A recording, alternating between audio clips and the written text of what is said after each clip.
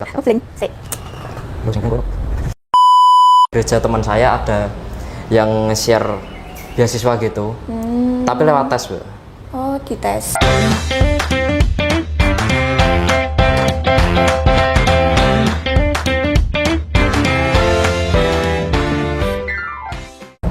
Halo semua, kembali lagi di podcast saya.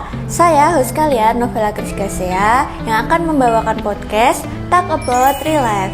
Dan podcast kali ini saya akan bercerita-cerita tentang seputar kehidupan nyata. Dan tema kali ini adalah beropini seputar pendidikan. Oke, nah sebelum itu saya akan memperkenalkan teman saya yang akan beropini, akan bercerita-cerita bareng bersama saya di podcast kali ini, yaitu Mas Gersya Terry Katulistiwa. Halo Mas, bisa dipanggil siapa nih Mas? Bisa dipanggil Terry. Oke, Mas Terry ya? Iya. Oke, nah nanti Mas Terry akan menemani kita bercerita, beropini seputar pendidikan ya. Tanpa berlama-lama, kita akan langsung saja membahas topik kita, yaitu kita akan bertanya nih, menurut Mas Terry sendiri, kenapa sih pendidikan itu penting? Kenapa pendidikan itu penting? Karena pendidikan adalah suatu proses gimana kita untuk mendapatkan pengetahuan. Pendidikan itu, jika kita memahami pendidikan, kita bisa meningkatkan pemahaman kita terhadap dunia, yang bisa secara tidak langsung meningkatkan kualitas hidup kita juga. Gitu ya. Juga kalau gitu tuh dalam karir kita juga bisa. Oh ya, dalam karir, karena kualitas hidup kita naik juga kan, kita jadi lebih mengerti soal karir juga kan. Itu juga jadi peluang kita juga ya. Yeah. Oke, nah lanjut nih, kita mau tahu kenapa sih mutu pendidikan di Indonesia tuh hari-hari ini tuh rendah.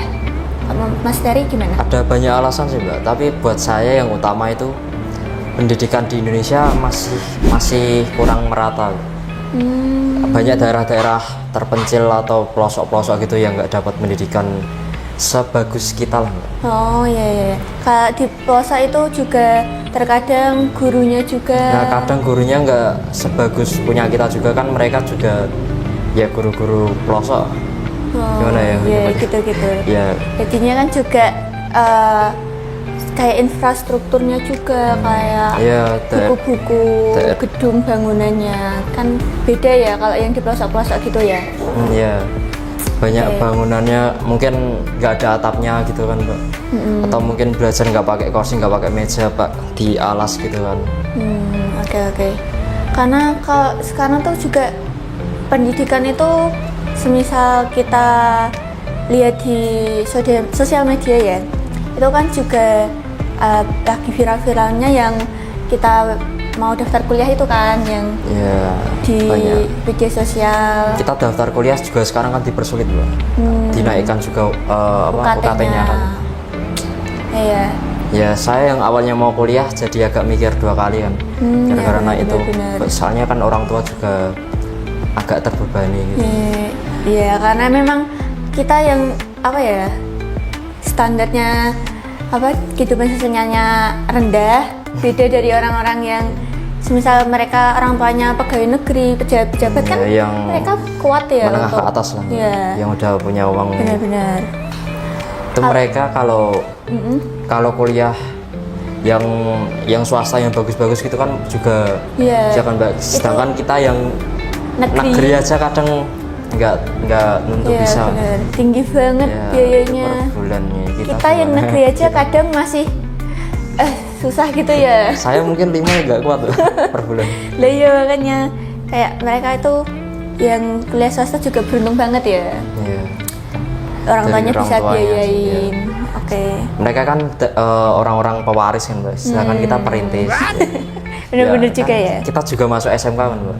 Alasan kita dimasukkan ke SMK kan juga biar kerja aja, soalnya nggak kuat kuliah gitu kan. Tapi juga kadang yang masuk SMK juga ada yang mau berniat kuliah. Info-infonya kan ada beasiswa juga kan. Nah, beasiswa. Mas Terry tahu beasiswanya nggak? Ada beasiswa dari pemerintah atau dari perusahaan-perusahaan gitu, atau mungkin dari gereja, Mbak. Gereja teman saya ada yang share beasiswa gitu. Tapi lewat tes, Bu. Oh, dites. Ya, ada tesnya. Nanti yang paling 10 besar atau 20 besar gitu diambil. Biasanya tuh tempat kuliahnya tuh bekerja sama gitu ya harusnya. Ya, Kalau nggak bekerja sama kadang juga nggak bisa dapat Agak beasiswa. susah, Ya, memang agak susah. Kalau yang beasiswa dari pemerintah, Mas Terry taunya apa tuh? dari pemerintah itu paling ngasih surat-surat sesuai syaratnya yang ada di link. Ada beasiswa yang KIP gitu, Mas Terry? Ya, yang KIP gitu. Oh ya, oke. Nah, kita kan juga di media sosial nih, di zaman sekarang tuh kenapa sih banyak pengangguran, sarjana pengangguran gitu loh. Menurut Mas Ferry itu gimana? Kenapa banyak nganggur? Karena mungkin satu, banyak yang ngelihat orang kuliah itu ada beberapa yang nggak jadi apa-apa gitu. Terus dia kurang gimana ya? Kurang termotivasi gitu. Untuk Kalau enggak, kadang juga salah jurusan, mereka yang salah penting jurusan itu kuliah. banyak, Mbak. Nggak cuma di kuliah aja sih, di SMK banyak.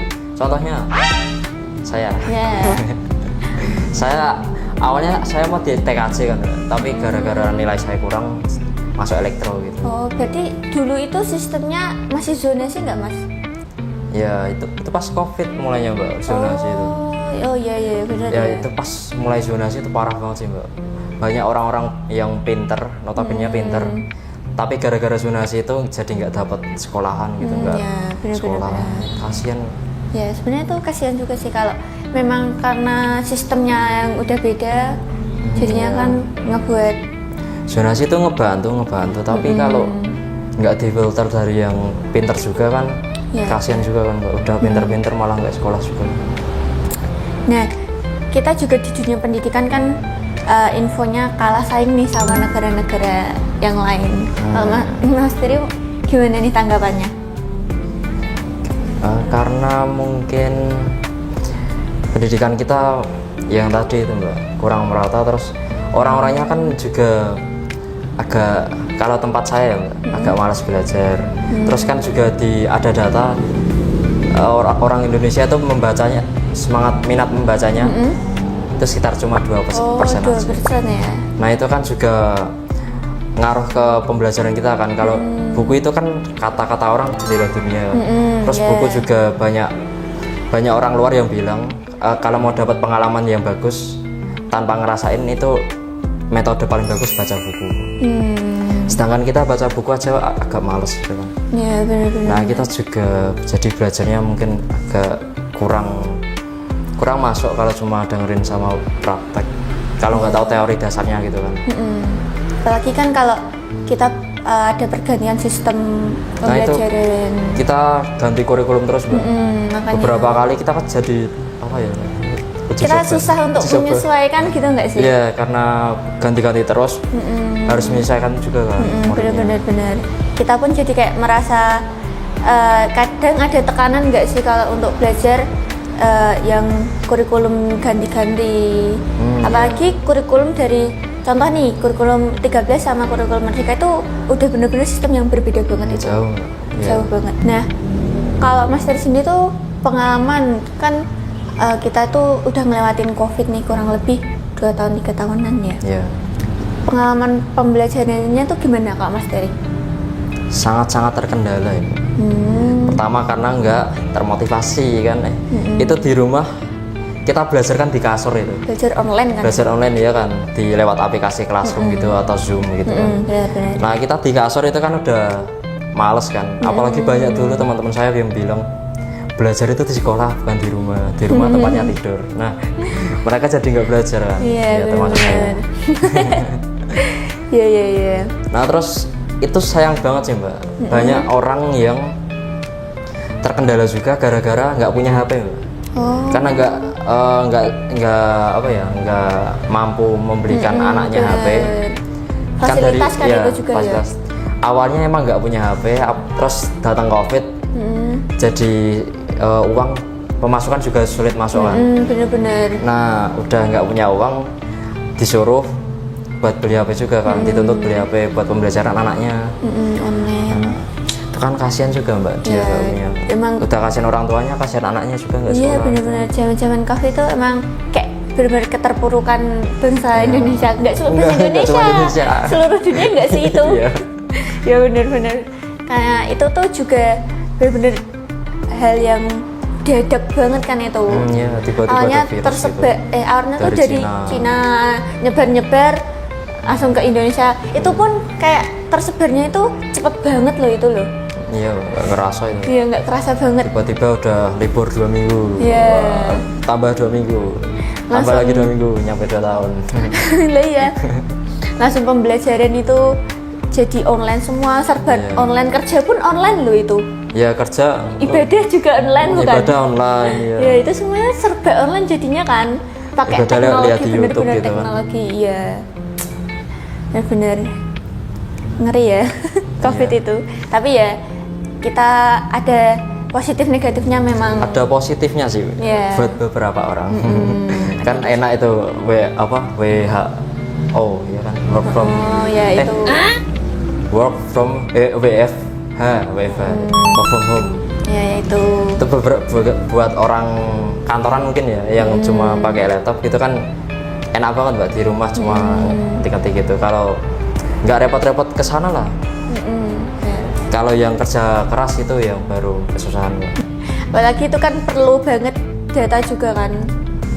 Data, Internet, data ya, internet, dan juga harus kuota beli kan itu. Ya harus beli juga mbak. Itu juga sesuatu yang dulu benar-benar banyak. Walaupun sebenarnya itu juga udah banyak yang ngasih ya mbak pemerintah itu. Ya ada bantuannya dulu toh. Pernah dapat nggak?